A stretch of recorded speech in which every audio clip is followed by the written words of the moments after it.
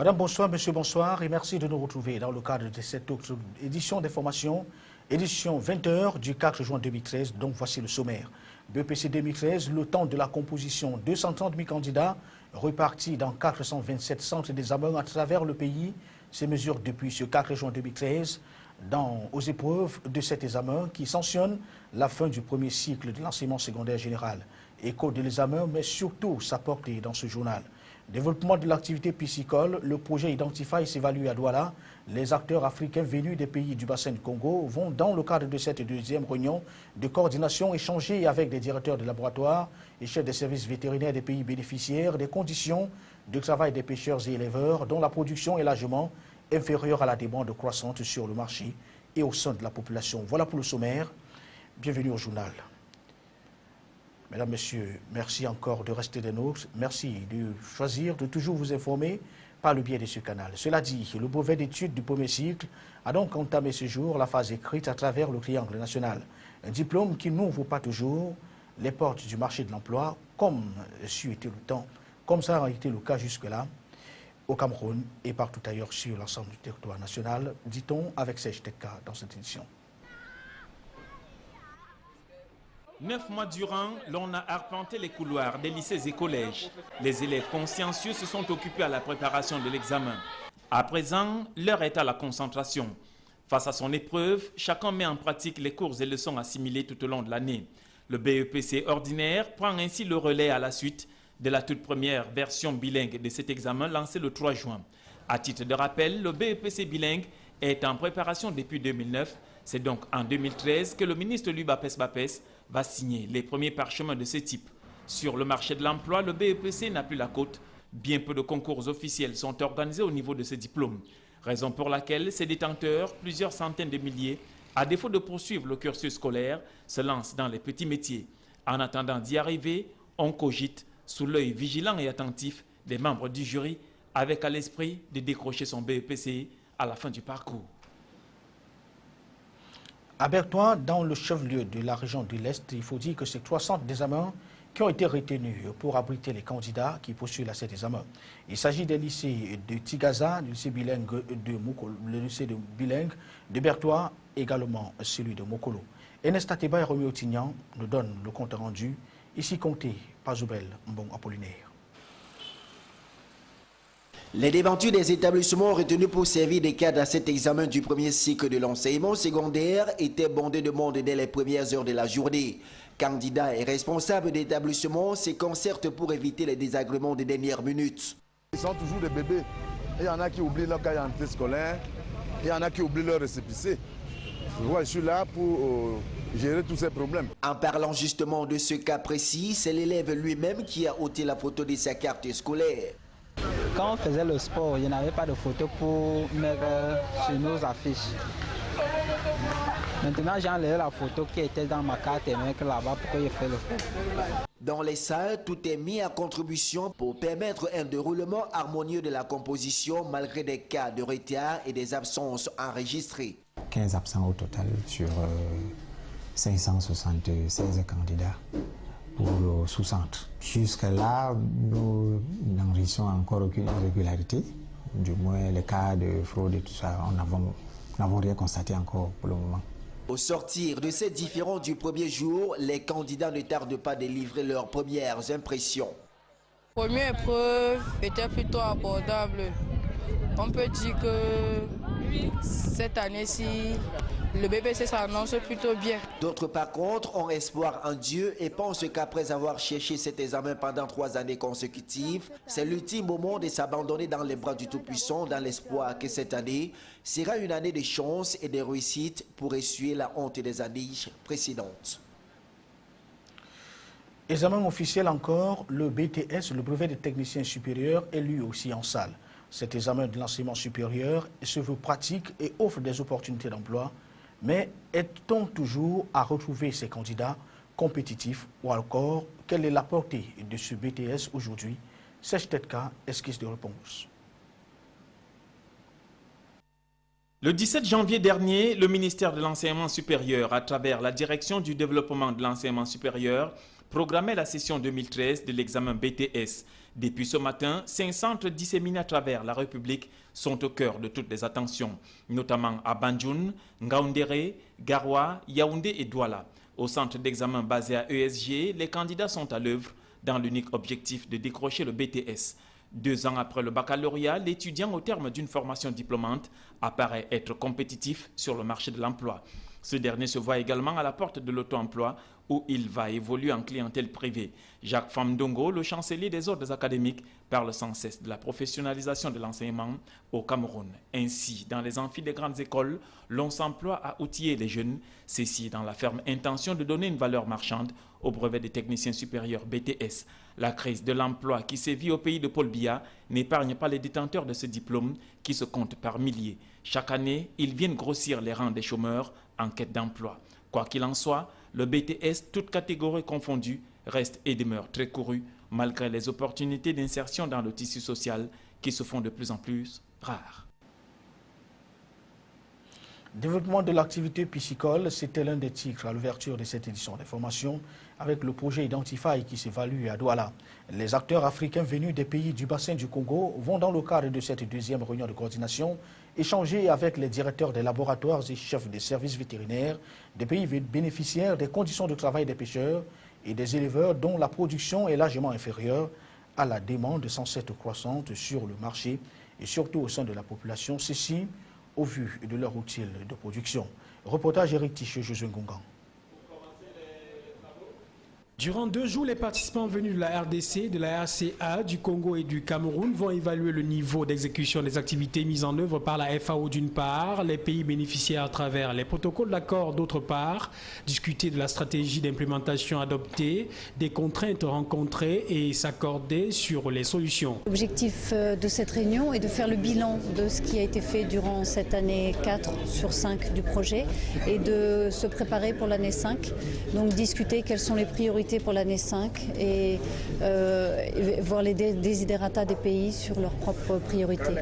Le projet Identify a pour principal objectif de renforcer les capacités, de diagnostiquer à travers le développement de réseaux de laboratoires couvrant à la fois les secteurs de la santé animale et de la santé publique dans certaines régions du monde considérées comme des zones à risque en termes d'émergence ou de réémergence des maladies animales ou zoonotiques. Cette année, nous avons décidé de rassembler tout le monde au cours du même meeting, de la même réunion, ce qui va permettre un petit peu plus d'échanges entre les pays. Nous, d'un point de vue de la coordination, nous allons décrire ce que nous avons réalisé. Cette autre réunion fait suite à celle tenue en 2012 pour les pays francophones et anglophones et permettra la mise au point des résultats obtenus en cette année 4 du projet, proposer les solutions aux contraintes rencontrées afin d'élaborer les grands axes d'intervention du projet en cette année 5. Restons dans le domaine de l'agriculture avec cette fois des semences pour les producteurs de l'arrondissement de Marois 1er. C'est dans la région de l'Extrême Nord. C'est un don d'une valeur globale de plus de 9 millions de francs CFA qui leur a été distribué donc cet après-midi. C'était en présence des autorités de la commune locale et la cérémonie en elle-même était présidée par le préfet du Diamaré. C'était donc à la place de Meskine, qui est donc cette localité choisie pour abriter. Et Célestin Tabouli et Bintou Akoum disent que le choix n'a pas été un fait de hasard. C'est avec engouement que les paysans producteurs de maïs et de sorgho de l'arrondissement de Marois 1er vont démarrer leurs travaux champêtres en ce début de saison pluvieuse. Ils ont reçu des semences améliorées constituées de maïs et de sorgho, le mil contre saison. Il y avait également dans la liste des dons ce jour du matériel destiné à l'entretien des arbres, lequel matériel composé de 75 brouettes, 30 porte-tout, 150 machettes, 150 pelles et 150 arrosoirs et des sécateurs ont été remis à la disposition de certaines associations, des écoles et des formations sanitaires dans le cadre de la lutte contre la désertification. La cérémonie de remise de tous ces dons organisée dans le cadre des réalisations du projet Village du Millénaire dont bénéficient les populations de la commune d'arrondissement de Marois 1er s'est déroulée ce 4 juin dans le canton de Miskine, situé à 11 km de la ville de Marois. Le maire de la commune de Marois 1er, Hamadou Hamidou, a invité ces derniers à plus de responsabilités face à leur engagement. Le préfet présent à la cérémonie a pour sa part loué les efforts consentis par le gouvernement avec ses partenaires dans l'amélioration des conditions de vie de la population de son département en général et celle de Marois 1er en particulier. Il faut rappeler que le village du millénaire qui ambitionne de réduire de moitié d'ici à 2015 la proportion de la population dont le revenu est inférieur à $1 par jour et la proportion de la population qui souffre de faim a depuis sa mise sur pied œuvré dans plusieurs domaines, à savoir l'agriculture, l'élevage, l'éducation et l'environnement. Restons dans la région de l'extrême nord pour parler cette fois de la journée de l'enfant africain, édition 2013, dont les activités sont désormais ouvertes. Et la ville de Guérédi qui vient en tout cas d'abriter la cérémonie officielle de lancement des activités marquant la célébration de cette 23e édition. La ministre des Affaires sociales, Catherine Bakambok, a à l'occasion offert des dons aux enfants sinistrés du département du Mayo-Danaï. On fait le point avec Célestin Tabouli et Eric Ticheux. Le choix de Guilvidic pour le lancement des manifestations de cette journée n'est pas fortuite. La localité constitue aujourd'hui un véritable cas social au vu des graves inondations qui l'ont sinistré au cours du second semestre de l'année dernière où plus de 2000 enfants ont été victimes. C'est sans nul doute la démarche d'une réinsertion socio-économique durable de ces enfants en situation de vulnérabilité précaire que le choix a été porté sur ce bled qui juste le fleuve Logone. Cette célébration placée cette année sous le thème éliminer les pratiques sociales culturelles néfastes affectant les enfants. Notre responsabilité collective vient ainsi renouveler l'engagement jamais démenti des dirigeants africains à garantir un développement harmonieux et épanouissant aux enfants qui constituent la force et le devenir du continent. Ce thème évocateur, dira le ministre dans son allocution, est une invite à un examen de conscience collective et surtout un appel à la vigilance face aux nombreuses violences silencieuses mais pourtant visibles que subissent les enfants au nom de la culture et de la civilisation. Lesquelles violences se résument en les mariages précoces et forcés, les mutilations génitales, le viol, la sous-scolarisation, la discrimination qui ont d'ailleurs fait leur lit dans la région de l'extrême nord. Catherine Bakambok a à la faveur de cette cérémonie lancé un vibrant appel aux acteurs sociaux en vue de mener une réflexion plus profonde sur la question des pratiques sociales, culturelles néfastes à travers une feuille de route axée sur la sensibilisation des différents acteurs sur les méfaits de cette pratique et à la recherche des stratégies de prévention et de lutte adaptées à chaque environnement socio-culturel. Le lancement de la journée de l'enfant africain a également permis de marquer une fois de plus la magnanimité du gouvernement et ses partenaires avec les enfants sinistrés.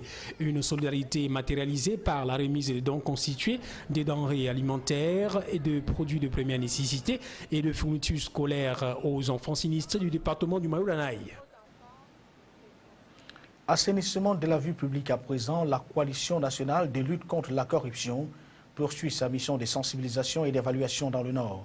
Une délégation du bras séculier de l'ACONA conduite par Jean-Gervais Haïssi et continue donc est en séjour dans cette partie du pays, et plus précisément à Bankali. Et à Badankali, c'est dans la commune de Lagdo. En marge de sa mission de sensibilisation des populations pour leur appropriation des mécanismes de contrôle et des citoyens sur l'utilisation des ressources publiques, la mission du contrôle de la Commission nationale de lutte contre la corruption a fait l'amer constat d'une mauvaise exécution des projets de construction d'un bloc de 2 salles de classe à l'école publique de Badankali, construite depuis 2009 seulement et déjà en état de délabrement avancé. Les détails avec Amadou Bello et Sadou Mamoudou. Le village Badankali, situé non loin de Lagdo, fait partie de ces localités de la région du Nord où la sous-scolarisation a atteint une cote d'alerte. Contexte qui a justifié le déblocage des fonds pour l'extension de l'école publique de cette localité où les hangars en paille servent de salles de classe. Les 2 salles, inspectées par les experts de l'équipe Haïssi, ont coûté à la nation camerounaise 17 millions de francs CFA dans le cadre des C2D pour le développement des infrastructures éducatives en zone prioritaire. 4 années après sa livraison, le bâtiment n'est que désormais l'ombre de lui-même. Cette descente s'inscrit dans le cadre de la stratégie inclusive d'implication des acteurs de la société civile à la lutte contre le fléau au Cameroun et en droite ligne du plan d'action triennal adopté il y a peu par cette coalition. L'objectif étant ici de promouvoir la transparence dans l'exécution des projets de construction des écoles sur l'ensemble du triangle national. Présent dans la région du Nord depuis le 27 mai 2013, les membres de la délégation de la CNLCC boucleront leur mission de sensibilisation et d'inspection des projets le 7 juin 2013 dans cette partie du pays. Au terme donc de leur visite, ils auront évalué le niveau d'exécution des projets du budget d'investissement public exercice 2009, identifié les acteurs des projets de construction, impliquer les populations riveraines dans le suivi et l'appropriation des ouvrages exécutés, mais surtout rappeler aux échelonnaires et autres entrepreneurs les principes de recevabilité et de transparence dans l'attribution des dits projets. En politique, on parle du FSNC qui fête son sénateur à Guidère. Sous la conduite du président national de ce parti, Issa Tirouma Bakary, la caravane du Front pour le salut national du Cameroun a effectué un important arrêt dans le chef-lieu du département du Mayoloti. Après Garoua, pour un meeting de remerciement au chef de l'État, le tour est donc revenu à la ville de Guidère de célébrer avec faste l'office du terroir Amadou Abo, qui effectuait ici sa première sortie officielle et revêtue de ses attributs de sénateur. En marge donc de cette fête très courue à l'esplanade de la gare routière de Guidère, le ministre de la Communication a offert une ambulance médicale aux populations locales. Compte rendu Amadou Bello, Bintouakoum. C'était une journée du dimanche 2 juin presque inhabituelle qu'ont vécu les populations du chef-lieu du département du Mayoloti avec la réception d'une ambulance pour pallier aux difficultés liées à l'évacuation des souffrants. Une marée humaine s'est ébranlée à l'attente de la caravane du FSNC à la tête de laquelle le président national Issa Tirouma Bakary qui s'est fait le devoir d'accompagner le sénateur Amadou Abo chez les siens. À leur arrivée, le président du FSNC et le sénateur effectueront un tour de ville en communion avec ceux qui n'ont pas pu faire le déplacement de la place des fêtes. Tout commence par des mots de remerciement et de déférence au chef de l'État qui, selon les différentes interventions recueillies à la tribune, a honoré le FSNC en désignant Amadou Abo pour siéger à la Chambre haute du Parlement. Je remercie simplement le président de la République. Je ne saurais comment le remercier si ça n'est quand même oublié pour que les grandes ambitions soient réalisées comme il le doit ici dans le Mayoloti.